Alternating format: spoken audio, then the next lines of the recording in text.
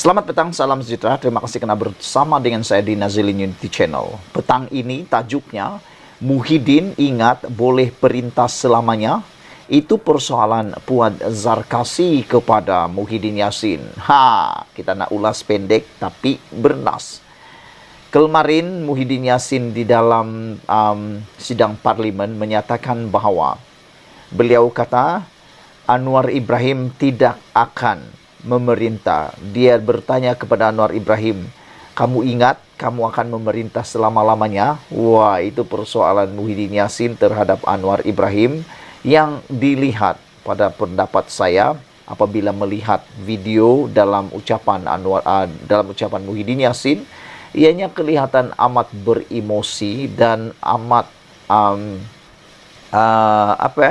mempunyai auranya yang tersendiri. Auranya apa? Beremosi. Namun demikian, apabila Muhyiddin kata, Anwar Ibrahim jangan ingat kamu memerintah selamanya, persoalan yang sama juga boleh ditanya kepada Muhyiddin Yassin, yaitu Muhyiddin ingat boleh perintah selamanya. Itu yang ditanya oleh Puan Zarkasi. Jadi, satu pantun dibalas pantun. Muhyiddin kata, kamu ingat kamu boleh perintah selamanya kepada Anwar, dibalas pantunnya pula oleh Puan Zarkasi dengan jawaban yang sama, dengan soalan yang sama. Muhyiddin ingat boleh memerintah selamanya ke? Itu persoalan dia. Ahli Majlis Kerja Tertinggi UMNO, MKT UMNO, Datuk Dr. Muhammad Puan Zarkasi mengingatkan Tan Sri Muhyiddin Yassin mengenai pemerintahannya yang juga tidak akan kekal selamanya. Beliau berkata demikian selepas Presiden Bersatu itu menyatakan Perdana Menteri Datuk Seri Anwar Ibrahim tidak akan bertahan selamanya dan disifatkan sebagai kenyataan yang beremosi. Kenyataan Muhyiddin semasa berbahas di parlimen itu memang keras. Nada orang marah dan beremosi. Muhyiddin tunjuk berani walaupun bimbang dirinya mungkin didakwa. Kamu fikir kamu boleh bertahan selama-lamanya? Soal Muhyiddin. Dia marah kerana Anwar kerap bangkitkan kesalahan tata kelola keuangan pentadbiran Muhyiddin Yassin, kata Puan menerusi hantarannya di Facebook. Selain itu, Muhyiddin juga dikatakan pelupa. Berikutan sebelum ini, beliau cuba untuk bertahan sehingga meminta darurat dan menggantung parlimen. Ini memang menarik. Kalau kamu masih ingat, insiden ini berlaku ketika Muhyiddin Yassin seakan-akan sudah kehilangan mandat, seakan-akan sudah kehilangan sokongan, sehingga beliau telah pun meminta darurat dan telah menggantung parlimen ketika COVID-19, walaupun pada waktu itu ramai, bahkan ada potensi beliau sebenarnya sudah kehilangan mandat di dalam Dewan Parlimen dan kehilangan sokongan daripada menjadi Perdana Menteri. Apa yang dibuat oleh Muhyiddin, dia meminta darurat dan menggantung parlimen. Kata Puan Zarkasi, kamu fikir itu boleh membuatkan kamu bertahan selama-lamanya dalam pemerintahan. Dia marah kerana Anwar kerap bangkitkan kesalahan tata kelola keuangan pentadbiran Muhyiddin, kata Puan Zarkasi. Puan berkata, tempoh darurat juga cuba untuk dilanjutkan, namun permintaan tersebut ditolak oleh Yang di-Pertuan Agong dan Majlis Raja-Raja. Muhyiddin ingat dia Perdana Menteri paling popular, dijajah ke sana-sini, ke sana kemari. Akhirnya boleh bertahan 17 bulan sahaja. Sempat buat banyak kerosakan, tambah Puan lagi. Ini memang menarik. Apabila Muhyiddin memberikan pantun kepada Anwar Ibrahim, yaitu kamu ingat, kamu fikir, kamu boleh bertahan selama-lamanya, soal Muhyiddin kepada Anwar Ibrahim. Anwar Ibrahim tidak pernah menjawab persoalan ini, tetapi dijawab oleh Puan Zarkasi melalui satu soalan pantun juga, yaitu Muhyiddin ingat boleh perintah selamanya. Wah, itu memang cukup menarik. Akhirnya, pada waktu ini, mungkin kenyataan Muhyiddin itu adalah nada orang marah dan beremosi. Muhyiddin tunjuk berani. walaupun bimbang dirinya mungkin didakwa. Itulah dia pendedahan daripada Puan Zarkasi yang memang menarik perhatian kita semua. Sebelum kita berpisah, ikuti terus ulasan selepas ini.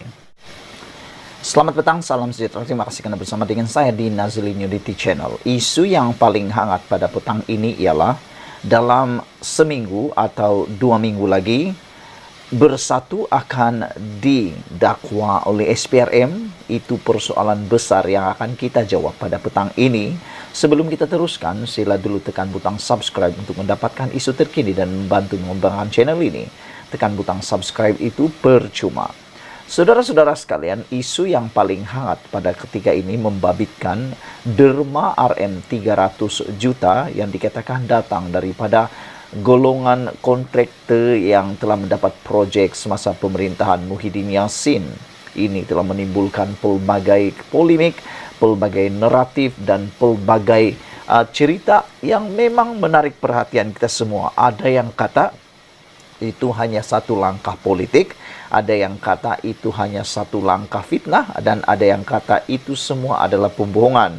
Namun demikian, bukti demi bukti, sumber demi sumber mula berkata yang seakan-akan perkara itu ada kebenarannya. Menurut Anwar Ibrahim, beliau kata, kalau ianya menjadi begitu amat meluas, mustahil tidak ada kebenarannya. Saudara-saudara, daripada utusan Malaysia, dituduh atau tidak akan ada diketahui dalam 2 minggu lagi. Siasatan Suruhanjaya Pencegahan Rasuah Malaysia SPRM mendapati terdapat pihak kontraktor yang membayar suapan kepada pihak tertentu dalam Parti Pribumi Bersatu Malaysia Bersatu bagi tujuan mendapatkan projek. Mendedahkan kepada utusan Malaysia, sumber berkata, dapatan itu diperoleh daripada siasatan ke atas beberapa akaun milik Bersatu yang dibekukan hujung Januari lalu. Setakat ini, kertas siasatan yang dibuka hampir selesai dan mungkin seminggu atau 2 minggu akan siap, katanya.